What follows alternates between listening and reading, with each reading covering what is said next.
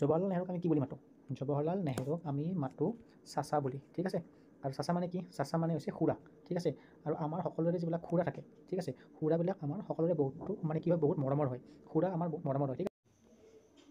নমস্কাৰ সকলোকে, এক্সাম জ্ঞান আসামৰ অন্য এটি ভিডিঅ'লৈ আপোনালোক সকলোকে ৱেলকাম জনাইছোঁ।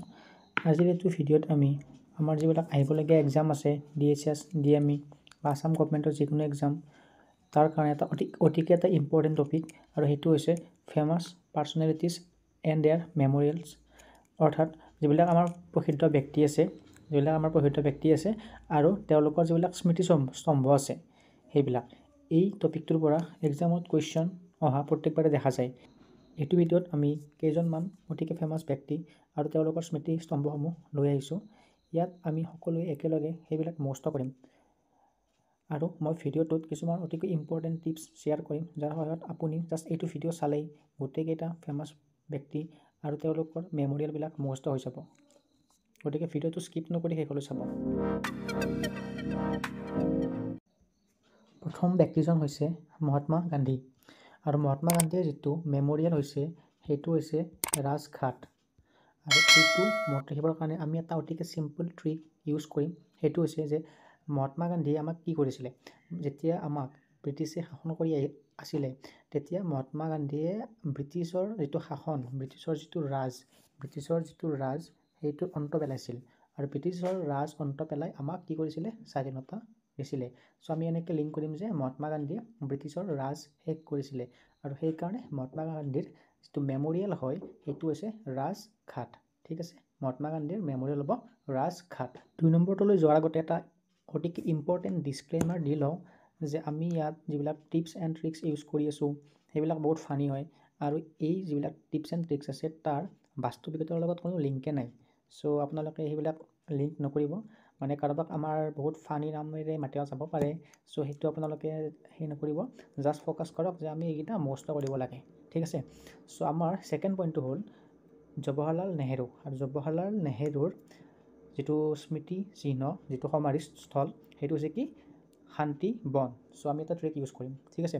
ট্ৰিকটো হ'ল জৱাহৰলাল নেহৰুক আমি কি বুলি মাতোঁ? জৱাহৰলাল নেহৰুক আমি মাতোঁ চাচা বুলি, ঠিক আছে। আৰু চাচা মানে কি? চাচা মানে হৈছে খুৰা, ঠিক আছে। আৰু আমাৰ সকলোৰে যিবিলাক খুৰা থাকে, ঠিক আছে, খুৰাবিলাক আমাৰ সকলোৰে বহুতো মানে কি হয়, বহুত মৰমৰ হয়। খুৰা আমাৰ বহুত মৰমৰ হয়, ঠিক আছে। ভালকৈ শুনি থাকিব, খুৰা আমাৰ বহুত মৰমৰ হয়। আৰু আমি সকলোৱে বিচাৰোঁ যে আমাৰ যিজন মৰমৰ খুৰা তেওঁ বহুত শান্তিত থাকক। মানে শান্তি মানেতো বুজি পাইছে ন? শান্তিত থাকক মানে পিচ, ঠিক আছে। খুৰা আমাৰ শান্তিত থাকক, ঠিক আছে।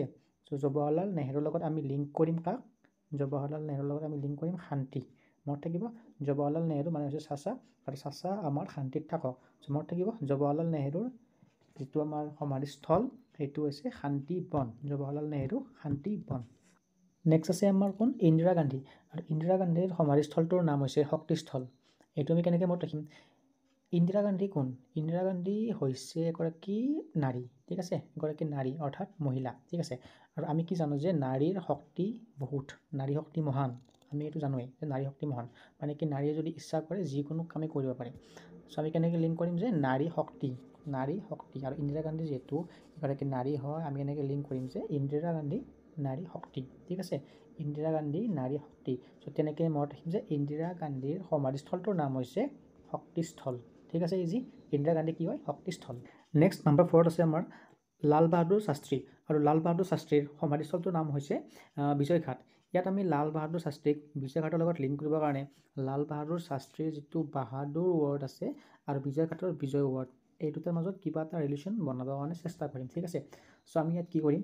আমি ভাবি ল'ম যে এজন মানুহ আছে যি নেকি বহুত বেছি বাহাদুৰ হয়। ঠিক আছে, এজন মানুহ আছে, এজন মানুহ, এই মানুহজন কি হয়? বহুত বেছি বাহাদুৰ হয়।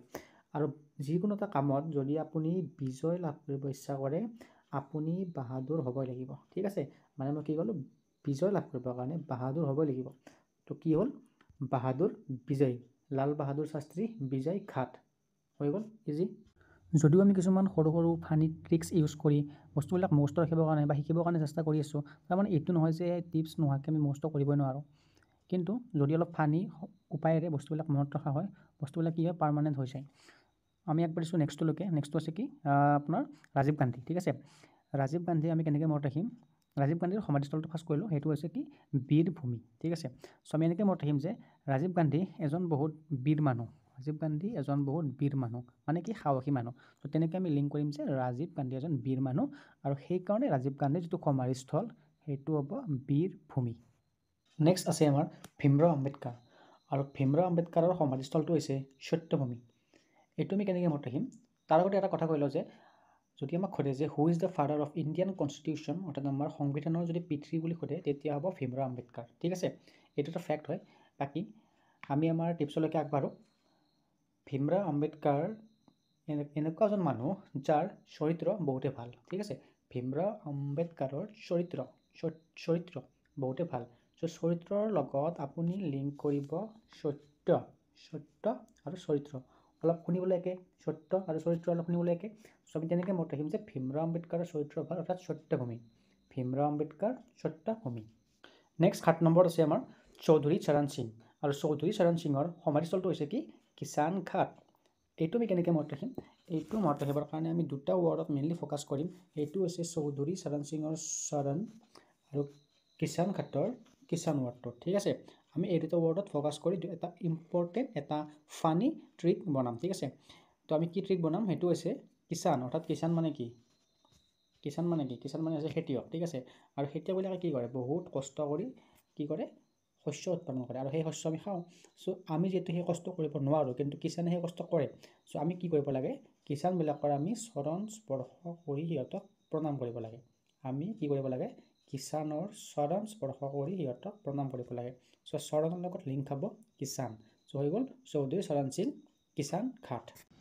নাম্বাৰ 8 আৰু লাষ্ট, আৰু এইটো হ'ল চৰ্দাৰ বল্লভভাই পেটেল, আৰু চৰ্দাৰ বল্লভভাই পেটেলৰ সমাধিস্থলটোৰ নাম হৈছে ষ্টেচু অফ ইউনিটি, ঠিক আছে। আৰু এইটো আমি কেনেকৈ মনত ৰাখিম? যে যিবিলাক চৰ্দাৰ মানুহ থাকে, তেওঁলোকৰ ইউনিটি বহুত বেছি থাকে, মানে তেওঁলোক মিলিজুলি থাকে, তেওঁলোকৰ একতা আছে, ঠিক আছে।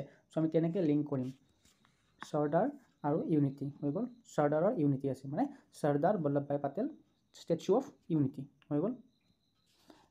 এতিয়া আমি কি কৰিম? আমি যিখিনি বস্তু পঢ়িলোঁ, যিখিনি বস্তু আমি টিপছৰ সহায়ত মুখস্থ কৰিলোঁ, সেইখিনি আমাৰ কাৰেক্টলি মাথাত সোমাইছেনে নাই সেইটো টেষ্ট কৰিবৰ কাৰণে আমি দুটামান MCQ লৈ আহিছোঁ। চ' আমি সেইকেইটা কৰিবৰ কাৰণে চেষ্টা কৰিম এতিয়া। MCQ কেইটা প্ৰথমতে আপুনি নিজে কৰিবলৈ চেষ্টা কৰিব। আপুনি কি কৰিব? ভিডিঅ'টো পজ কৰি দিব, নিজে ভাবিব মই কি কৈছিলোঁ, তাৰপিছত অপশ্যনত ক্লিক কৰিব, ঠিক আছে। চ' আজি প্ৰথম কুৱেশ্যনটো হ'ল which memorial is dedicated to Mahatma Gandhi? ইয়াৰে কাৰেক্ট এনচাৰ হ'ব ৰাজঘাট। কাৰেক্ট এনচাৰ হ'ব ৰাজঘাট। কি আছিলে ট্ৰিকটো? মহাত্মা গান্ধীয়ে ব্ৰিটিছ ৰাজ শেষ কৰিছিল, আৰু সেইকাৰণে Mahatma Gandhi Rajghat. Clear? Next number 2, the memorial of doctor Bhimrao Ambedkar is called. Bhimrao আম্বেদকাৰৰ যিটো সমাধিস্থল তাক আমি কি বুলি কওঁ? এইটো কি আছিলে? ভীমৰাও আম্বেদকাৰৰ কি ভাল আছিলে? ভীমৰাও আম্বেদকাৰৰ চৰিত্ৰ ভাল আছিলে। চ' এইটো হ'ব সত্যভূমি। কি হ'ব এইটো? সত্যভূমি। Option number B. ক্লিয়াৰ? থাৰ্ডৰ আছে the memorial dedicated to Jawaharlal Nehru. এইটো কি আছিলে? জৱাহৰলাল নেহৰু কোন হয়? জৱাহৰলাল নেহৰু হয় আমাৰ চাচা, আৰু আমি কি কৈছিলোঁ যে চাচা আমাৰ শান্তিত থাকক, শান্তিবন। ক্লিয়াৰ? নেক্সটটো আছে number 4, the memorial dedicated to Rajiv Gandhi. Rajiv Gandhi কি আছিলে? ৰাজীৱ গান্ধী এজন বীৰ আছিলে। কি আছিলে? বীৰ। হৈ গ'ল ৰাজীৱ গান্ধী বীৰভূমি, হৈ গ'ল। চ' এনেকৈ টিপছৰ সহায়ত পঢ়িলে বস্তুখিনি বহুতেই বেছি ইজি হৈছে।